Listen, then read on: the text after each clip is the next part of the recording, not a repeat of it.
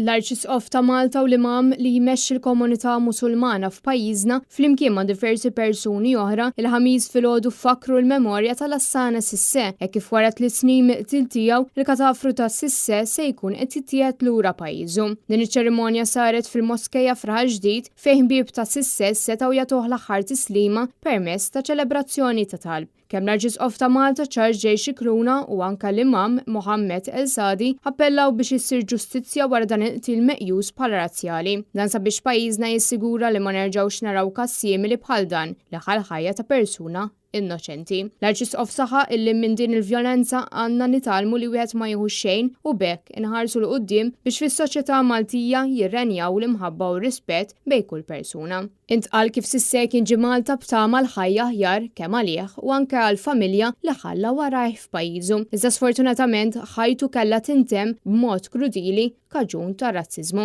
L-Assana Cissé, missier ta' 3 tfal mill-kosta ta' Livorju li kellu 42 sena, kien inqatel kiesaħu biret fil-lejl tas-6 ta' April tal-2019 wara li żewġ soldati li kienu jiffurmaw parti mill-Forzi Armati ta' Malta, Francesco Fenech u Loren Scicluna, allegatament sparaw fuq 3 immigranti. Dan il-każ għadu għaddej fil-Qrati Maltin. L-katafru ta' Cissé kien ġie rilaxxat għad-difna 9 xhur wara l-qtil tiegħu. Iżda xi raġuni li beqgħet mhux magħrufa, il-katafru nżamm fil-kamra mortwarja għal sentejn sħaħ. Sa Marzu tal-2020, il-Gvern Malti kien wiegħed li r-ripatrijazzjoni ssir. Il-familja kellha tiġri wara l-Gvern biex il-katavru jintbagħat lura.